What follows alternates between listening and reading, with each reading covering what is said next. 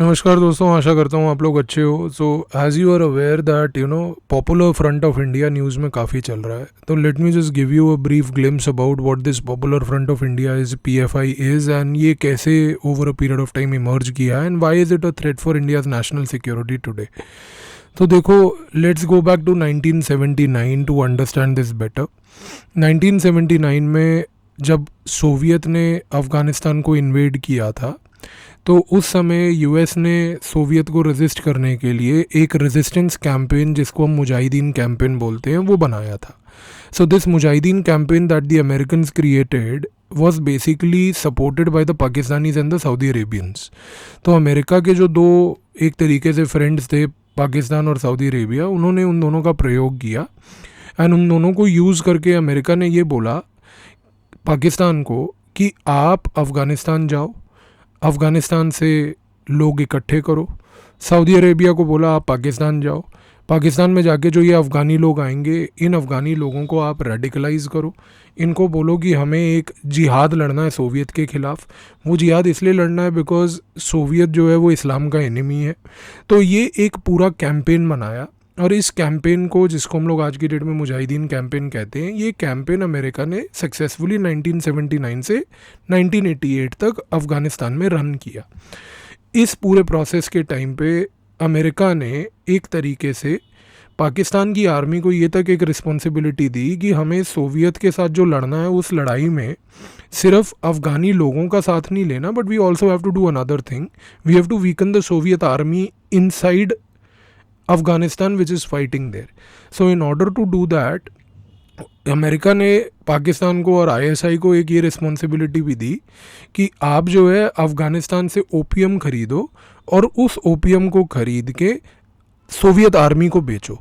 तो Soviet army जो है उसको drug addict and opium addict बना दो। तो if the Soviet army becomes drug addict, their war fighting capability will reduce. So these are two factors which contributed to the decline of Soviet Union in Afghanistan and eventually in the world. कि number one, the Soviet army was weakened by a resistance campaign called the Mujahideen campaign, and number two, at the same time, the Soviet army was made drug addict by the Pakistani ISI, जो उनकी intelligence agency है, inter services intelligence directorate, and उसकी वजह से ISI of Pakistan ने पूरी Soviet army को drug addict बना के उनकी वॉर फाइटिंग कैपेबिलिटी को रिड्यूस कर दिया। अब there are two things to remember.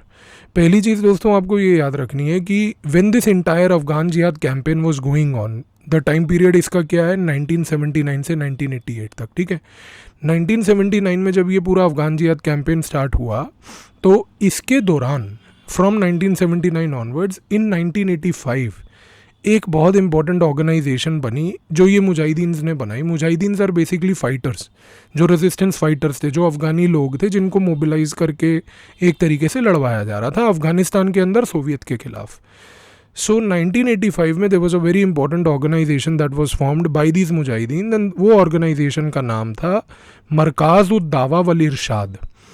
तो मरकाज़ उद दावा वल इरशाद जो ऑर्गेनाइजेशन थी, उस ऑर्गेनाइजेशन ने क्या किया, उस ऑर्गेनाइजेशन ने बेसिकली सारे मुजाहिदीन फाइटर्स को एक प्लेटफॉर्म पे इकट्ठा करके उनको अलग अलग एरियाज़ में बांटने के लिए, लड़ाई करने के लिए भेजा। 1988 में दी अफगान जिहाद गॉट ओवर बिकॉज अफगानिस्तान में जो सोवियत आर्मी लड़ रही थी उसकी वॉर फाइटिंग कैपेबिलिटी इतनी वीकन हो गई कि 1988 में रशियन आर्मी ने बोला कि भाई अब हमसे नहीं हो रहा है, we can not fight Afghanistan any more, we can not save it, हम लोग जा रहे हैं। अब जब हम लोगों ने, रशिया ने, आर्मी ने ये बोला हम लोग जा रहे हैं, तो जितने भी ये मुजाहिदीन थे, जो वॉर फाइटर्स थे, ये मुजाहिदीन आज की डेट में उस समय बड़े एक्साइटेड हो गए। इनको लगा कि बॉस अपनी तो विक्ट्री हो गई इस चीज़ में। अब जब ये चीज़ हुई दोस्तों, तो उस टाइम पे आपको एक चीज़ याद रखनी है कि ये जितने भी मुजाहिदीन थे, जो फाइटर्स थे, अब इनमें इन्होंने अफगानिस्तान थिएटर में तो लड़ाई कर ली थी, and they emerge successful also in Afghanistan. But now the question is what do you do after now.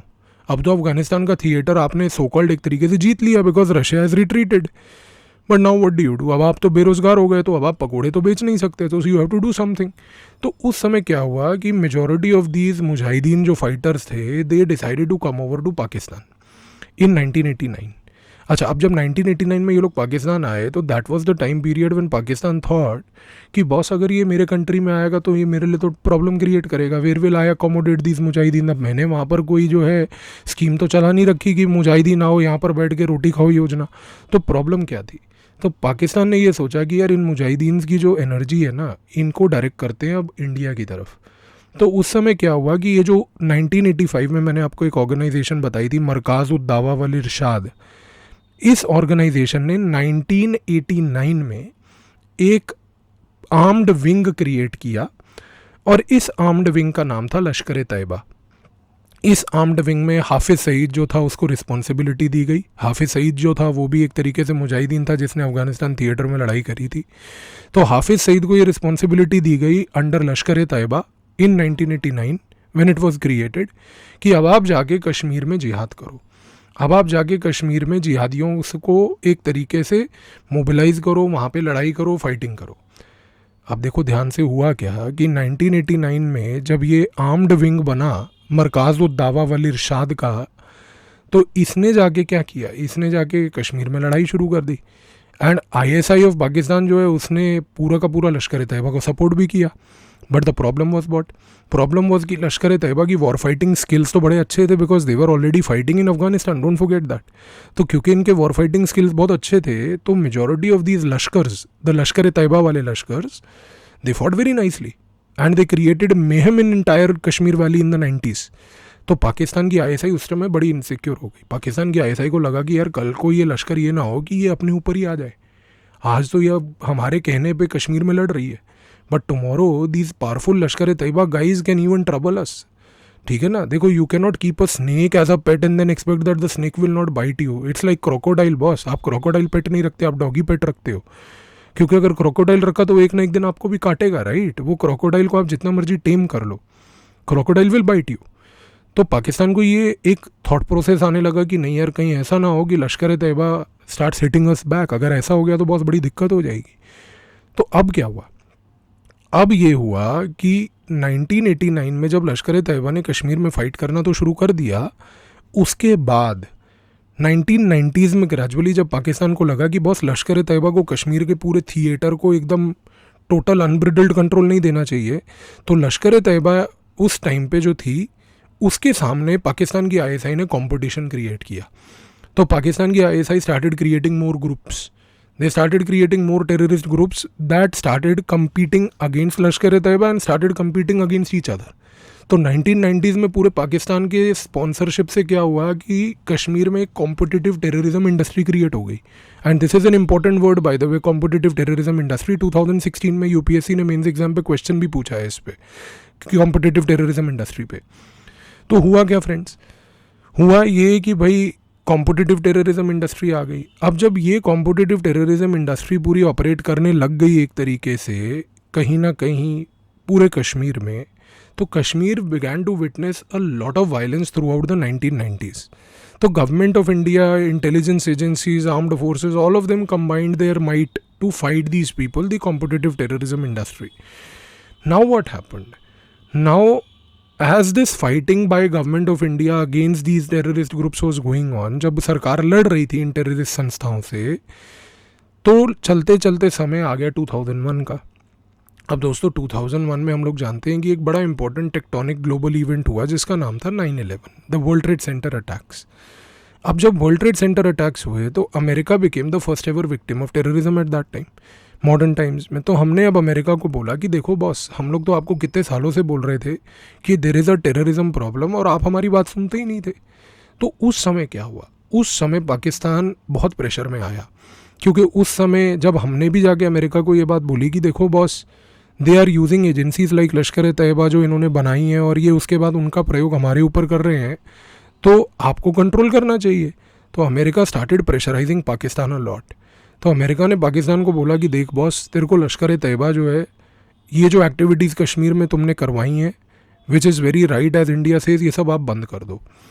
अब पाकिस्तान के ऊपर प्रेशर था कि भाई लश्कर ए तैयबा जैसी संस्था इतनी बड़ी हो गई थी तब तक, और उस संस्था को आपने एक तरीके से सस्टेन करके नर्चर करके रखा हुआ था, तो इस संस्था का अब हम करें भी तो क्या करें। तो लश्कर ए तैयबा को पाकिस्तान ने 2001 में 9/11 के बाद बोला कि देखो, you halt your operations for some time, don't do any activity in Kashmir, we'll think about some other job for you. तो देखो, पाकिस्तान अपने लोगों के बारे में इतनी जॉब के लिए नहीं सोचता जितना अपने टेररिस्ट ऑर्गेनाइजेशंस जो पाल के रखे हैं उसके बारे में सोचता है कि इनको प्रयोग कहाँ करना है। So now what happened friends was कि 2001 में पाकिस्तान ने अब ये बोला कि अब हम क्या करेंगे, अब हम लश्कर ए तैयबा को एक जॉब दूसरी ढूंढ के देंगे। पर अब क्वेश्चन ये था बॉस कि लश्कर ए तैयबा ट्रेंड थी कश्मीर के जिहाद को करने के लिए, अब आप इस कश्मीर के जिहाद से निकाल के इसको लेके कहाँ जाओगे। तो ISI ऑफ पाकिस्तान ने क्या बोला 2001 में कि यार इसको अब हम बोलते हैं कि ये इंडिया में जाए, पूरे इंडिया में लोगों को रेडिकलाइज करे, पूरे इंडिया में जितने भी लोग हैं खास करके एलाइनेटेड मुस्लिम्स जो हैं उनको इकट्ठा करे, उनको यूज़ करके इंडिया में इंडियन लोगों से ही टेररिज्म अटैक कराए। So think about this, there is a very important change happening here friends.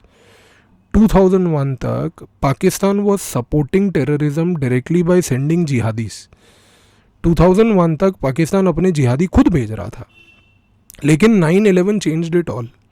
9/11 के बाद जब पाकिस्तान के ऊपर प्रेशर आने लगा कि बॉस मैं अपने जिहादी नहीं भेज सकता क्योंकि मेरे जिहादी अगर इंडिया जाएंगे, इंडिया में पकड़ लेंगे उनको, काउंटर ऑपरेशंस होंगे, तो इंडिया पूरे वर्ल्ड के सामने बोलेगा कि देखो पाकिस्तान ये सब हरकतें कर रहा है। तो Pakistan change the modus operandi. तो what did Pakistan do after 2001 9/11?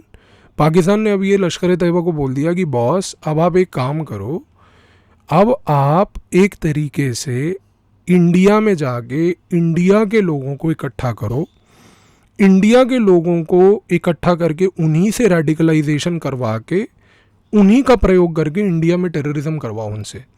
Pakistan can claim immunity by this. Immunity क्यों क्लेम कर लेगा वो? बिकॉज पाकिस्तान विल से कि देखो भाई, इंडिया में टेररिज्म तो इंडियन के लोग कर रहे हैं, इंडिया के लोग कर रहे हैं, तो मतलब ये है कि इंडिया की डेमोक्रेसी बड़ी वीक है। और इंडिया की डेमोक्रेसी इसलिए वीक है क्योंकि India can not take all the segments of the society together. और अमेरिका को इसमें एक एडवांटेज भी मिल रहा था कि if they are able to see कि भाई इंडिया में डेमोक्रेसी वीक है, इंडिया में all sections of the society are not going together, तो अमेरिकन भी एक तरीके से इंडिया को पिन पॉइंट करके प्रेशराइज कर सकते हैं। Because don't forget the fact, American are not are well wishers, American are people who are going to bleed us, they have historically been bleeding us, so don't have any hopes from the American. तो American को भी ये बात सही लगी कि हाँ यार पाकिस्तान ये तो अच्छी बात कर रहे हो आप, इनको लश्कर वालों को भेजो इंडिया में। तो आप देखो, American are playing a double game. At one place they are telling us in front of us कि देखो हम आपके साथ हैं, हम जो है एक तरीके से इंश्योर करेंगे ये चीज़ को कि भाई लश्कर तैयबा एक्टिविटीज़ ना करे। दूसरी तरफ जब लश्कर को डाइवर्ट किया जा रहा है इंडिया की तरफ, तो American are not saying anything, उसमें दे आर ओके, उसमें they are not accepting the fact कि पाकिस्तान ऐसा चेंज ला भी सकता है। समझ रहे हो आप? अच्छा, अब 2001 था, लश्कर तैयबा के लिए न्यू रिस्पॉन्सिबिलिटी थी। न्यू रिस्पॉन्सिबिलिटी ये थी कि भाई हमारे को इंडिया में जाना है, इंडिया में जिहादियों को इकट्ठा करना है और यहाँ पर लोगों को, एलाइनेटेड लोगों को इकट्ठा करके उनको जिहाद की ट्रेनिंग दे के उनको जो है उनके थ्रू वायलेंस करवाना है। But now the question is how will Lashkar Taiba do this? सो लश्कर तैयबा के पास तो ये पॉसिबिलिटी नहीं है, because Lashkar was always operational in Kashmir. तो लश्कर को अगर आप कश्मीर में बोलते तो वो समझते, बट कश्मीर के बाहर क्या? So now what happened? It is in this backdrop that in 2002 में अब क्या हुआ दोस्तों कि 2002 में अब Markazuddawa wal Irshad, remember that organization I told you 1985 में जो बनी थी, जिसकी वजह से लश्कर वॉज क्रिएटेड इन 89। उस मरकाज़ुद्दावा वल इरशाद ने जब लश्कर एक आर्म्ड विंग के तहत बनाया था 1989 में, अब 2002 में लश्कर की हेल्प करने के लिए मरकाज़ुद्दावा वल इरशाद ने एक पॉलिटिकल विंग बनाया, and that political wing was called Jamaat ud Dawa. That Jamaat-ud-Dawa came in the year of 2002. So Markaz-ud-Dawa came in 1985. That was part of the Soviet jihad. Confusion नहीं होना चाहिए. Out of that 1985 Markaz-ud-Dawa wal Irshad, 1989 Lashkar-e-Taiba was born. Now when Lashkar-e-Taiba was born in 1989, it was born as an armed wing of Markaz-ud-Dawa wal Irshad. It is in 2002 when Lashkar was given a new responsibility to target India, that Lashkar-e-Taiba, under the patronage of Markaz-ud-Dawa wal Irshad, created now Jamaat-ud-Dawa. तो अब जमात-उद-दावा आ गया। जमात-उद-दावा का क्या काम था? जमात-उद-दावा का काम ये था कि it will work with Lashkar e Taiba. Jamaat ud Dawa का काम ये था कि वो लश्कर-ए-तैयबा के साथ काम करके it will now radicalise the Indian Muslims and use those Indian Muslims to carry out terrorism in India itself. अब ध्यान से सुनो क्या हुआ। अब 2002 में ये हो गया, तो लश्कर तैयबा को बोला कि भाई जमात दावा एक पॉलिटिकल विंग बना दिया है, now you take assistance of that. But the problem for Lashkar was still not over. The problem for Lashkar was कि यार इंडिया में जाके हम कश्मीर के बियॉन्ड ऑपरेशन कैसे करें। This is the place another thing happened. This is the place where Pakistan started doing another thing. Sometime in 2003-2004, ISI of Pakistan ने अब क्या करना शुरू कर दिया। ISI ऑफ पाकिस्तान ने ये बोला कि यार इंडिया में अब हमारे को नेटवर्क चाहिए जो लश्कर तैयबा और जमात दावा की मदद करेंगे। अब वो नेटवर्क कहाँ से आएगा? तो पाकिस्तान की ISI के अफसर जो है इस्लामाबाद से उठ के गए कराची। कराची में था दाऊद इब्राहिम जो 1990 से रह रहा था वहाँ पे। कराची में जो दाऊद इब्राहिम था, now see the organise crime angle coming in here, right? So because Dawood Ibrahim is an organise criminal by the way, तो दाऊद इब्राहिम के पास गए ये लोग 2003-04 में। दाऊद इब्राहिम को जाके बोला कि बॉस आपको मदद करनी पड़ेगी अब हमारी, एंड मदद ये करनी पड़ेगी कि आपको अपना नेटवर्क यूज़ करना पड़ेगा जो मुंबई में था, रेस्ट ऑफ इंडिया में था। उस नेटवर्क के तहत हमारे को आप मदद करके ये बताइए कि हमें बंदे इकट्ठे करें जिसको लश्कर तैयबा जो है जमात दावा के थ्रू ट्रेनिंग करे। तो Dawood Ibrahim agreed because he had to agree, he had no other option, boss he is living as a hostage in Pakistan today on the mercy of the ISI of Pakistan. तो दाऊद इब्राहिम ने बोला कि ठीक है भाई, मैं अपना नेटवर्क आपको देता हूँ, मेरे पास तो बंदे हैं पूरे, वो आपकी मदद करेंगे एलाइनेटेड मुस्लिम्स को इकट्ठा करने में। सो जब ये पूरा कराची में बैठ के ISI के ऑफिसर्स ने डिस्कशन किया दाऊद इब्राहिम के साथ, तो 2005 में ISI ने इस पूरे प्रोजेक्ट को लॉन्च किया जिसका नाम रखा है इन्होंने Karachi project. So Karachi project came in 2005। Under Karachi project it was decided now that on behalf of Jamaat Dawa Lashkar Taiba in India will now resort to mobilization of Indian people. These Indian Muslims, once mobilized, who will be from the alienated sections of the Muslim community, they will now basically be used for doing terrorist activities within India. Are you getting this now? So 2005 ISI of Pakistan launches the Karachi project. अब Karachi project तो launch हो गया दोस्तों, लेकिन अब क्या हुआ? अब कराची प्रोजेक्ट में दाऊद इब्राहिम के नेटवर्क के बेसिस पे एक तरीके से लोगों को एकजुट करना भी शुरू कर दिया हमने। इस समय जब लोगों को एकजुट करना शुरू करा तो एक चीज़ समझ आई कि यार ये जो दाऊद इब्राहिम है इसके पास जितने भी नेटवर्क्स थे वो तो सारे क्रिमिनल्स के थे। अब हमें क्रिमिनल्स क्या करने हैं? हमें तो चाहिए थे मासेस, वो कहाँ से आएंगे? तो इस समय दाऊद इब्राहिम ने एक रिकमेंडेशन दिया। उसने कहा कराची प्रोजेक्ट के मीटिंग के दौरान 2005 में कि मेरे जानकार में एक ऑर्गेनाइजेशन है जो हमारी मदद कर सकती है इंडिया में, और उस ऑर्गेनाइजेशन का नाम है Simmi, student Islamic movement of India. अब आप सोच रहे होंगे कि यार ये सिम्मी कहाँ से आ गई? दोस्तों, student Islamic movement of India Simmi was created in 1977। पुरानी ऑर्गेनाइजेशन है। जब वो क्रिएट हुई थी ना, it wanted to basically fight for the justice of Muslim community members. SIMI का मेन ऑब्जेक्टिव ये था कि वो मुस्लिम कम्युनिटी के मेंबर्स को जस्टिस दिलवाना चाहती थी, उनके लिए फाइट करना चाहती थी। तो उसने क्या किया? मुस्लिम कम्युनिटी को एकजुट किया। बट 1980s में इंडिया में हिंदू मुस्लिम राइट्स हुए। इन राइट्स के दौरान सिम्मी के मेंबर्स को बहुत सारी रेडिकलाइजेशन होने लगी, और 1992 में बाबरी मस्जिद डेमोलिशन हुआ। जब बाबरी मस्जिद का डेमोलिशन हुआ 1992 में, उसके बाद सिम्मी एकदम रेडिकल हो गई। सिम्मी ने एक तरीके से रेडिकल पाथ को फॉलो करना शुरू कर दिया कि भाई अब हमें रिवेंज लेना है। और जब उसने बोला कि अब हमें रिवेंज लेना है, उस समय क्या हुआ? उस समय प्रॉब्लम ये हुई कि Simmi became a radical group, पर सिम्मी को सपोर्ट करने वाला कोई नहीं था। 2001 में 9/11 के बाद गवर्नमेंट ऑफ इंडिया ने सिम्मी को बैन भी कर दिया था because of their radical activities. तो SIMI since 2001 was operating but as an underground organization. अब प्रॉब्लम ये हुई दोस्तों कि SIMI was operating as an underground organization, but 2005 में जब कराची प्रोजेक्ट लॉन्च हुआ, उस समय दाऊद इब्राहिम ने ये बोला कि बॉस सिम्मी के लोग हैं, जो 1977 से ग्रास रूट से जुड़े हुए हैं। और ये सिमी के लोग ना हमारे को मोबिलाइजेशन में मदद करेंगे, रेडिकलाइजेशन में मदद करेंगे। तो उस समय आईएसआई ने ये डिसीजन कराची प्रोजेक्ट के तहत लिया कि we'll approach the SIMI. SIMI को अप्रोच करेगा जमात उद दावा ऑन बिहाफ ऑफ लश्कर, और जमात उद दावा जो एक पॉलिटिकल फ्रंट बना हुआ है वो जाके सिमी को बोलेगा कि भाई आप अंडरग्राउंड ही रहो, लेकिन आप हमें मदद करो एलाइनेटेड इंडियन मुस्लिम्स को एकजुट करने में। सो कराची प्रोजेक्ट में you had an element of organised crime by Dawood Ibrahim, you had a radical organisation called SIMI, you had a terrorist group called Lashkar-e-Taiba, you had a political front of Lashkar called Jamaat-ud-Dawa. So you see, Karachi project is a very fusion-based concept, where you have fusion of organized crime, terrorism, and also a political front and radical groups. So are you seeing the beauty of Karachi project here? So Simi started supporting the Karachi project. And when Simi started supporting the Karachi project, and because Simi was already banned, 2001 से banned थी, तो सिमी को अब ये लगा कि यार हमारे को एक नया फेस देना है।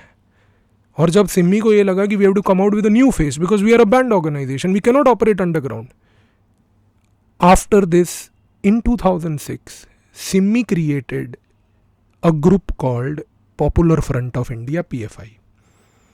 तो Popular front of India is a mutation of SIMI. It is a mutated version of Simi. Simi was created in 77.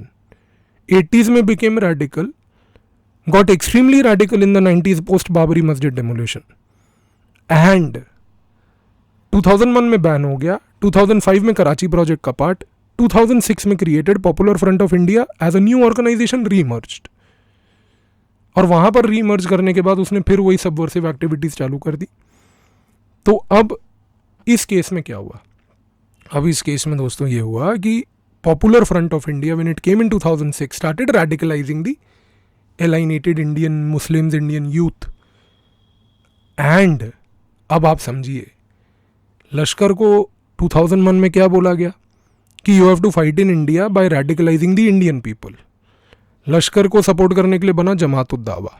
Jamaat ud दावा को सपोर्ट करने के लिए दाऊद इब्राहिम आया. दाऊद इब्राहिम ने सपोर्ट दिलवाया कराची प्रोजेक्ट में एक तरीके से सिमी का.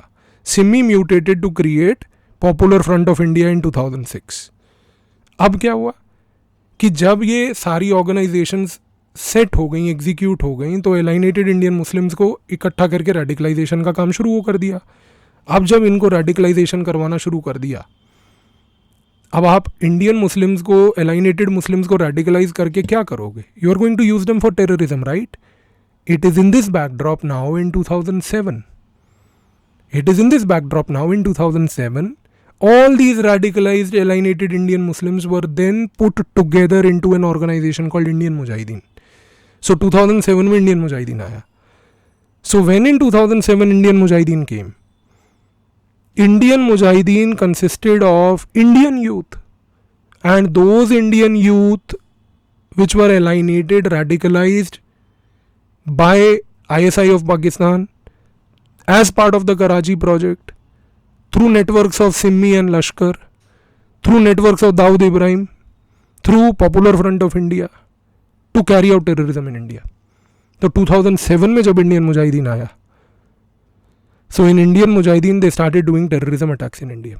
तो गवर्नमेंट ऑफ इंडिया ने इस पूरे आर्किटेक्चर को फिर 2007 से तोड़ना शुरू किया. तो हमने सबसे पहले इंडियन मुजाहिदीन को तोड़ा, because Indian Mujahideen was basically responsible for many terrorist attacks in India. German bakery blast हुआ पूना में, और जैसे कि बाकी प्रोमिनेंट एमपी और गुजरात की सिटीज़ में ब्लास्ट हुए, वाराणसी में ब्लास्ट हुआ, they were all done by the Indian Mujahideen. So Indian Mujahideen started operating on behalf of Lashkar as a front in India, and that is why Pakistan was able to claim immunity in the global world that see हम तो कुछ कर ही नहीं रहे boss. और उस time से start हुआ ये अमेरिकन का तमाशा कि इंडिया में डेमोक्रेसी वीक है. फिर वो वहाँ से वो फ्रीडम हाउस की रिपोर्टें निकाले जा रहे हैं. You know your Freedom House reports, you keep it to yourself, you don't give it to us. You don't tell us what to do. We know it better than you. You first focus and solve your problems of black versus white, which for the last 250 years you are not able to solve. Don't teach us lessons on, harmony and peace. We know it better than you. But they do that. That's a part of their subversion. American subversion. So आपको I hope दोस्तों ये जो पूरी picture है ये clear हुई। सो Indian Mujahideen ने terrorist attacks किए, हमने इंडियन मुजाहिदीन को बैन किया, सिमी को हमने बैन किया हुआ था। फिर हमने 2012 में इंडियन मुजाहिदीन की एक्टिविटीज़ को जब रीरूट करके देखा, बैकवर्ड तरीके से देखा, तो हमें पता चला कि ये पॉपुलर फ्रंट ऑफ इंडिया से आ रहे हैं, तो पीएफआई को भी बैन किया।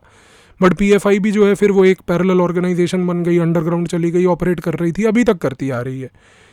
तो दोस्तों आज की डेट में आप समझो, तो what ever popular front of India is doing today, popular front of India is doing every activity in majority of the cases by taking support from the ISI of Pakistan as part of the Karachi project. So they are involved in creating subversion in India. उसमें India में चाहे anti CAA protest हो वहाँ खड़े हो जाएंगे ये जाके। उसके बाद आप किसी और जगह पे प्रोटेस्ट कराना चाहो, आसाम में NRC को लेके वहाँ खड़े हो जाएंगे ये लोग जाके। तो they are basically a subversive organisation. That is why government of India is using the NIA today to attack and target them. So their architecture has to be broken, and it's not the first time we are doing this, boss. We have done it historically also. So I hope आपको ये पूरा thought process clear हो जाए दोस्तों।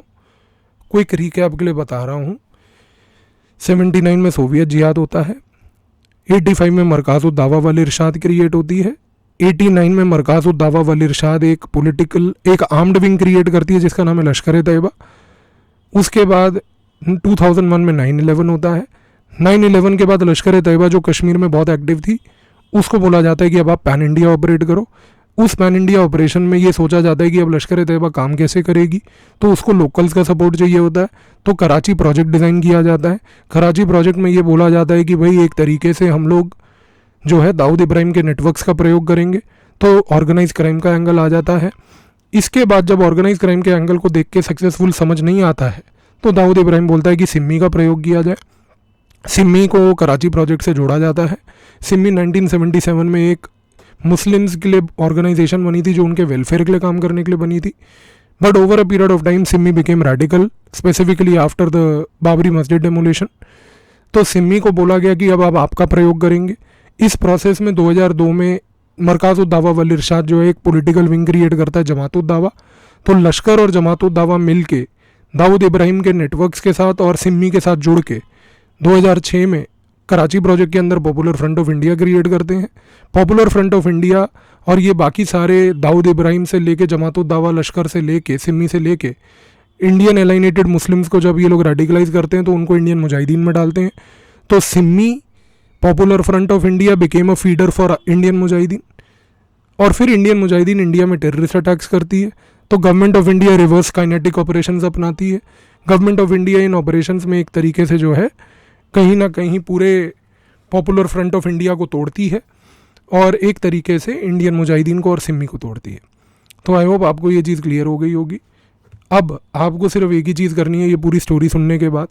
अब आपको ये वाली इंटरनल सिक्योरिटी की जो बुक है मेरी, इस बुक को जाके आपने पढ़ना है, और इसमें मैंने जो चैप्टर दिया हुआ है मैं आपको वो बता देता हूँ। बिकॉज अगर आप अब ये चैप्टर पढ़ लोगे ना तो आपके दिमाग में पूरी चीज़ बैठ जाएगी जो मैंने आपको बताई है। तो basically the chapter that you have to, the section that you have to read is basically the section 7। Section 7 जो है it is called the home grown terrorism in India and countermeasure strategies. दोस्तों इसमें 2 chapters हैं। Subversion by SIMI and Indian Mujahideen is the first chapter and the second chapter is counter terrorism strategy. Section 7 को आप पढ़ लो, आपको ये पूरी चीज़ clear हो जाएगी जितनी मैंने आपको बताई, और अब आप ये चीज़ भी समझ जाओगे कि ये पॉपुलर फ्रंट ऑफ इंडिया क्या है। Thank you.